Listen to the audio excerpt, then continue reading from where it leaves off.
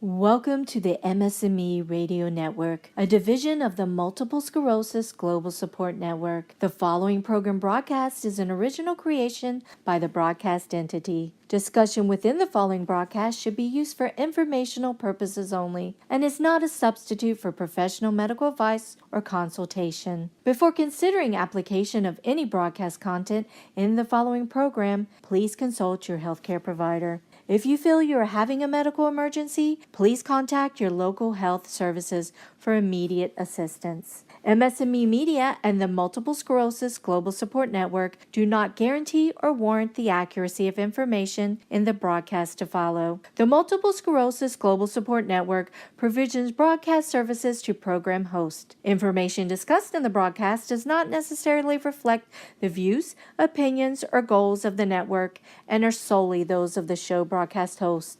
Should you wish to host a broadcast, please visit our website at msmemedia.com and submit a request to become a program host. We thank you for listening to the MS&Me Radio Network. Enjoy the show. Hello and welcome back to my weekly show here on MS&Me Radio, the Positively Different MS show. It's lovely to be back with you and I'm so grateful for this opportunity to be with you, work with you and learn with you. I am Patricia Geigen. I am an author and a busy mum. My debut book, Born Together, was released in May this year and it shares my journey and the many positive tools I have found to manage my MS to the very best of my ability. We will talk and learn more about these different tools and methods on this show over the next weeks and months to come. I have already introduced my MS Jigsaw on this show, but for anyone who missed it, I'll quickly explain about it again. The MS Jigsaw is something I created and you should be able to see it right now on screen. It is all the things I have tried and tested over the last 11 years of living with multiple sclerosis. I have had procedures, different therapies, taken supplements, focused on exercise and much more. One day I decided to put them all together and create my MS Jigsaw. This has become the biggest and most positive support in my life with MS. I turn to my MS Jigsaw often when I am in need of support to see what is the best thing I could do for myself at that time, depending on how I'm feeling, what's going on in my life, and depending on the symptom or challenge I am experiencing. For example, when my feet feel tight and very restricted, I will go to the ocean and practice something called earthing, where my feet connect with the sand and the salt water and I get relief from my symptoms. I will be looking closely at earthing as a piece of my MS Jigsaw in the coming weeks. My MS Jigsaw is a great friend to me and I would encourage others to discover any individual pieces that can help them manage their own disease. We are all different and there is no size fits all in this MS Jigsaw or in our MS journey. It is all about trying the different things out there to find out what helps you and your MS symptoms.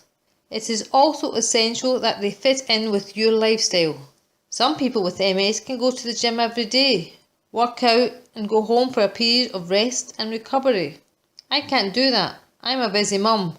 I have the school runs, the soccer club, homework, healthy lunch boxes to prepare, and all the other daily tasks and asks of motherhood and family life.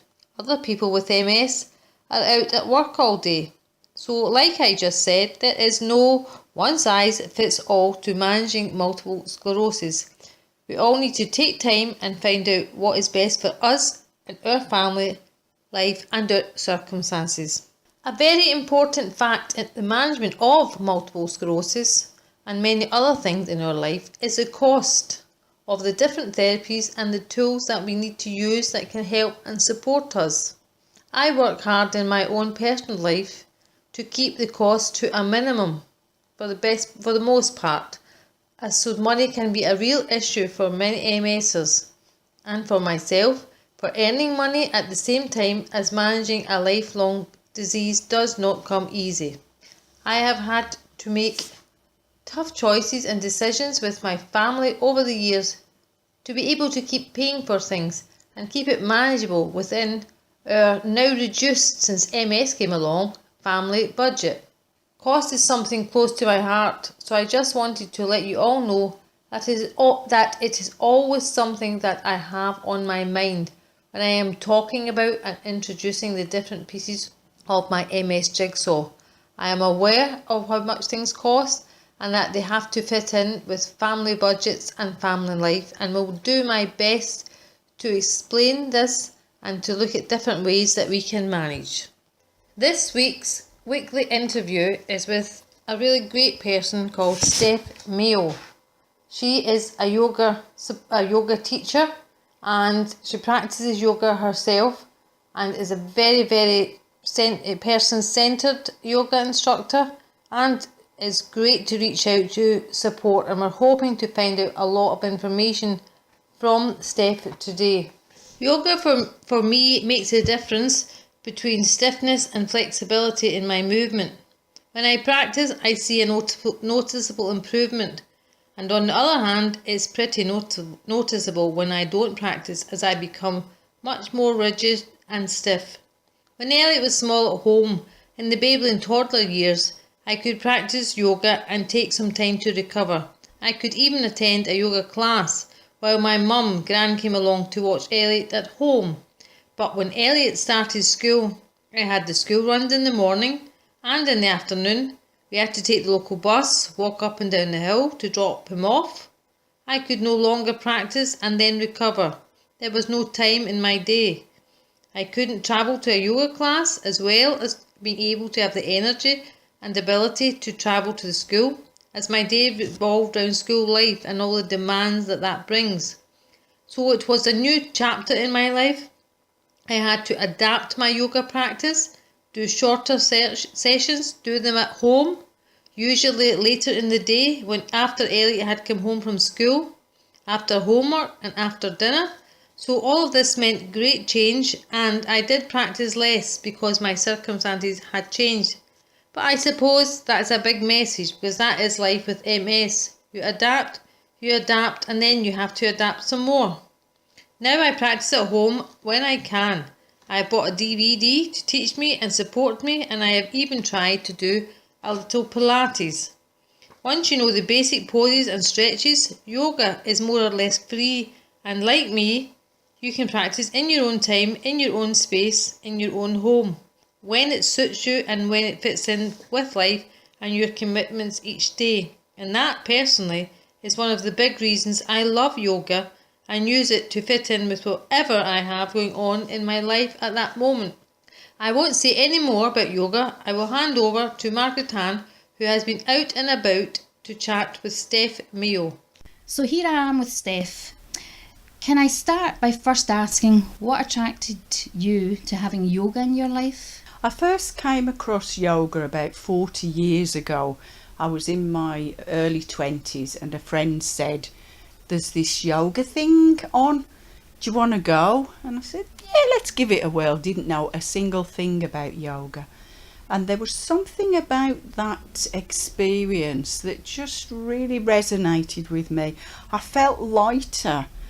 Although it was hard and I couldn't do all the postures, there was just something about it that I thought, there's a magic here. I couldn't put it into words. And I thought, this is something I want to be involved in. I want this to be part of my life. So since that time, I've really taken to yoga, and it's been part of who I am. I've had times when I've not been doing yoga, like when I had my kids.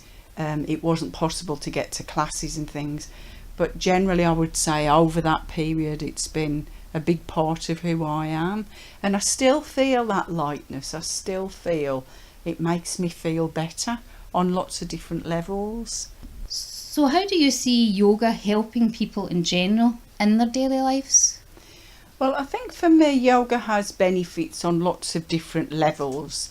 There's obviously the physical level, and many of us would have that image of somebody sitting, twisting their legs around their head. That's not my experience of yoga. However, what I do feel is that yoga benefits people no matter what your age, no matter what your physical abilities are.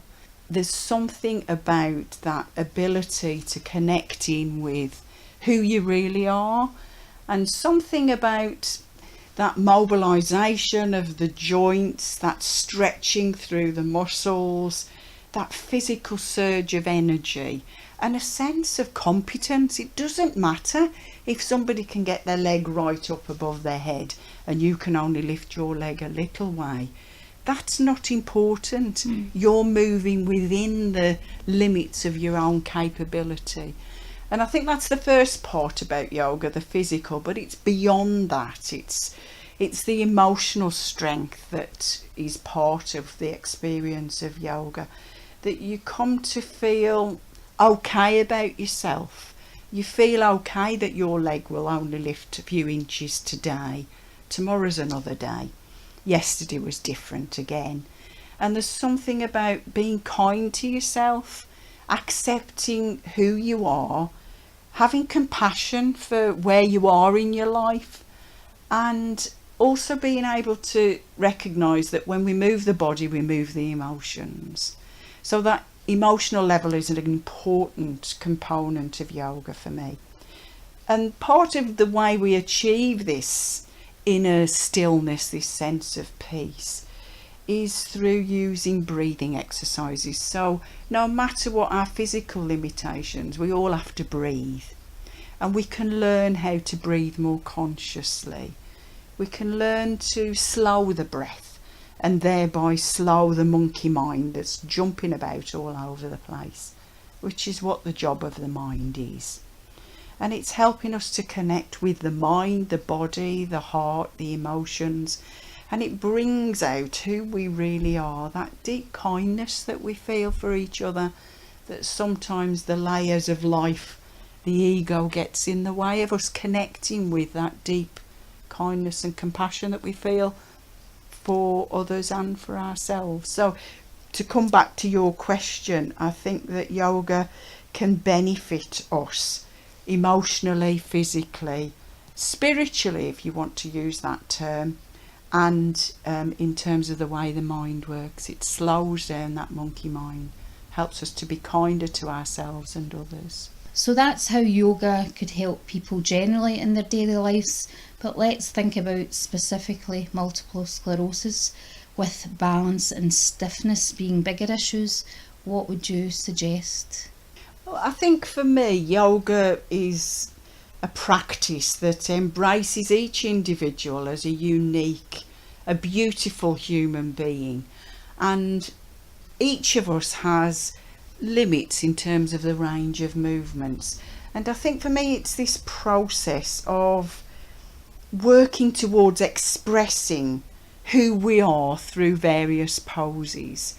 And so it's about being gentle with ourselves. The stiffness is there, and we're not denying that. We're not saying, right, let's make an enemy of it. We're saying it is the space that I'm in today, so let me be extra gentle and careful with myself. However, I know that when I can work with that stiffness, magical things can happen. So for me, it's about gently moving the bits of the body that want to move today.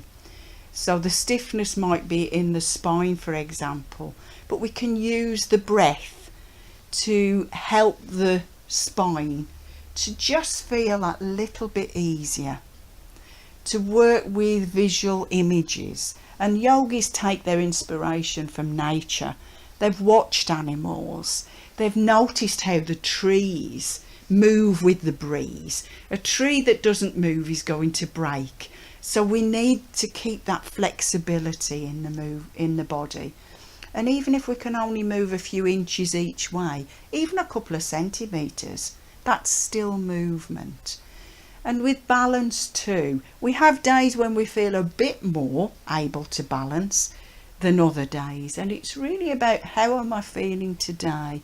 Let me work to a position that feels comfortable with who I am today. So I would say it's small, gentle movements with a mindset, an attitude that says, I can do something, and something is better than nothing. So there's within yoga, lots of different movements that we do. We might just be able to move the fingers and the hands today. And that's brilliant, because that little bit of movement releases some of that negativity that we carry within ourselves. And we can use the breath. Using the breath is so powerful. Conscious breathing can work miracles for us. So I suppose what I'm saying is, when we feel the stiffness, when we feel the balance is not how we'd like it to be, do it anyway. Do a bit. So do you have any tips or things that you've learned over the years to help us move forward with our lives through yoga? Well, I guess that for most people, we think of yoga as going to a class.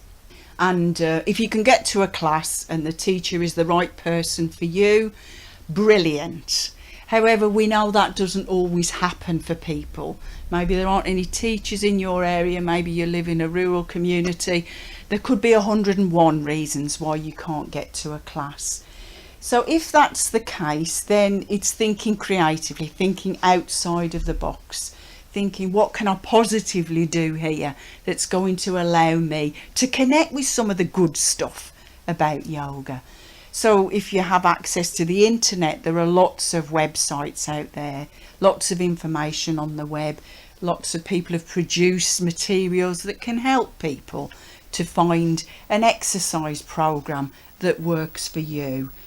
I like to work with smaller groups of people and really get to know each person and encourage them to really enjoy their own bodies, enjoy the movement, enjoy the experience of being with others. We have lots of laughs in our groups. We sing, we throw balls to each other, we have all kinds of props. We have hula hoops, we throw puppets across the room. We have a lot of fun, and I think that's brilliant. However, if you can't get to a class, then maybe there's things you could do at home. And when I met Tricia, we did a bit of work in Tricia's house, and we went into the kitchen and we decided that a good place for Tricia to practice some movements that might help with balance was to stand in the corner with her back against the two work surfaces. So holding on to the work surface in the kitchen enabled Tricia to move her legs a bit. And these are simple things that you can do while the kettle's boiling, while you're waiting for someone to come in to see you. Little bits of movement can make a big difference to you. We used a lot of props, didn't we? Because Maggie, you were there at the time I came over. And we used big pillars, and we used the thing called the noodle, which is what kids use in the swimming baths, to practice lying on the floor, opening your chest, breathing that wee bit deeper. And you could do that with a cushion. You lie on the floor, the cushion is at your back. It helps to open your heart centre, it expands the lungs, and it's a lovely relaxing posture. You can use chairs, you can use all sorts of things in your environment, holding on to the door. You can use stretch bands, or you can use a belt. Use the belt off your trousers, the belt off your coat, to hold your limbs in place. So for example, you might hold a belt around your foot, and you can swing your foot from side to side or round in a circle, or stretch out the calf muscles, the hamstrings. So I guess what I'm saying is there's always another road up the mountain, and creative thinking is there for all of us. We can all tap into it. And I think it's about us trying to think, movement is really good for us, so how can I just get this body moving a bit today? So where can people go to find out more information and to get the basics of practicing yoga? Well, I'm thinking that most yoga organisations will have a list of practitioners, of registered teachers. The organisation that I'm part of, Drew Yoga, we have a list of registered, trained yoga teachers in your own area. So that's one possibility, and other yoga organisations will do the same. I know that in the States, for example, or in some areas in the United States, the MS societies will also have a register of teachers who are able to offer yoga for people who are living with disabilities, MS for example. And just remember, you can do yoga in your bed. I do it first thing in the morning myself. You can do it first thing in the morning, you can do it last thing at night. Just rocking from side to side, getting that body moving, using your breathing exercises, lying in bed. Belly breathing is a great one to do. Just bringing your hands onto your belly and imagine a balloon inside your belly. As you breathe in, you inflate that balloon. As you breathe out, you deflate the balloon, and just feel all those tummy muscles coming into place. Wonderful, wonderful bit of movement. You can move your arms, you can move your legs, you can get that spine moving because you have the support there. So yoga in bed gets my vote. Can I thank Steph so much for speaking to us today? It was a real pleasure. For this week's Positip, I'm going to look at something that Steph Mayo was talking about in her interview, and that is looking after yourself, taking time for yourself, and that is to look at meditation. Just to try 2 or 3 minutes maybe to start with.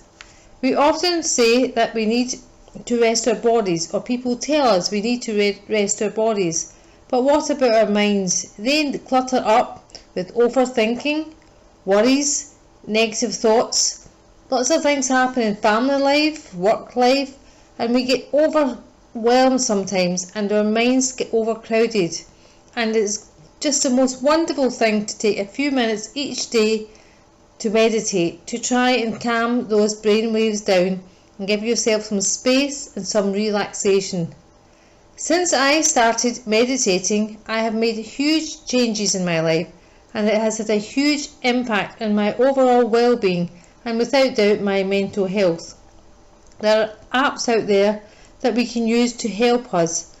One of the ones I use, and I definitely really recommend, is Headspace. You can use it for 2 to 3 minutes a day, 5 minutes a day, 10 minutes if you have more time to spare. If you find meditating difficult, but at the very beginning I tried something which I named just having empty thoughts, where I would sit in the room, maybe look at something on the wall or stare at a colour or an image and just try to have some empty moments. So this is a way to start, and then you can gradually build up from there, because I think meditation is a wonderful tool to have in your life, and it's something, it's part of my MS jigsaw, which I will bring up another week and look into in more detail. I would like to introduce you for this week's snippet to someone called Kevin Brannigan. He is an up-and-coming artist and comedic artist in Scotland who is doing very well at the moment, but he has been through some adversity and challenge and change in his life, and I spoke to him and he had a lot of things to say, to offer, which was good food for thought, and I hope that you enjoy listening to Kevin and maybe get some support from some of the things he had to say. Hi Kevin, can I thank you for coming on the Positively Different MS show today. We're really grateful to have you here and to talk with us and share some of your thoughts. Very glad to be here, Patricia. It's an honour. Thank you. Well, we'll start off just asking you, what do you do to rest and replenish yourself when life has made you tired or troubled? Well, I tend to find that for me, being around people helps. I'm not somebody who shuts himself off from the world. I don't thrive on alone time. I enjoy the energy and the reassurance that even though there's something personally dragging you down, life goes on, and you don't see that anywhere better than being in nature, or you don't see that anywhere better than being with friends. You know, Maya Angelou once says that a caged bird sings because it has a song, and a bird isn't sitting holding on to grievances of something somebody said 20 minutes before it or something that happened 6 years ago. It's not encumbered by any kind of oppression. It just does what it has to do. And I think, bearing that in mind, I try and live more mindfully. I try and live more completely in the moment, because it's very, very easily to hack back, and and I've got a great memory, I've got a writer's memory, and it's easy for me to go back and remember minute detail from things that have negatively impacted my life, affected me. So I stay on the move. I keep going, and I hear this beautiful quote, people saying keep on keeping on, and that's very, very true, because the minute you grow roots, the pain allows itself to grow, the pain becomes all around you. I would say to anybody who feels that they're getting it in the face, so to speak, I'd tell them to move, be part of the human herd, get your feet on and go. I think that's great. It really, really fits with a lot of things in the way that I think. So how have you coped with change in your life, Kevin? I coped with reading and writing as an extension. So like as a child, as a teenager, 16, 17, 18, I used reading and then writing as a form of escape. And now as an adult, I use that as a way of coming home. And when I say home, I mean some kind of a spiritual or emotional equilibrium that exists inside here. It's not necessarily going back to my mum's place or to my flats or going to my friends or whatever. That for me, writing and reading, that kind of a escape into the world that runs concurrent with the world you're already in, that really works for me. J.K. Rowling's done great in bringing, the literary world back in, popularising it with younger children, because we need that other side of life. We need that alternate to exist. So for me, to minimise and cope with change, I stay on the move, whether that's physically or I keep my mind engaged. On next week's show, we will look at diet and nutrition and the important role this plays in our MS journey. It has been very important in my personal journey and has had a big impact on my well-being and my ability over the many years. I look forward to going into this important piece of the MS jigsaw in more detail with you and finding out more information. If you have any questions or information or anything you wish to contribute, please do get in touch through my website and the email address you will find there. To close the show this week, we have another inspirational quote from Elizabeth Edwards, and as always it will be read by our own very spiritual healer and friend Lorraine Hudson. Resilience is accepting your new reality, even if it's less good than the one you had before. Thanks to everyone for joining us this week, and until next week everyone, positive thoughts always, and remember, together we can find a way.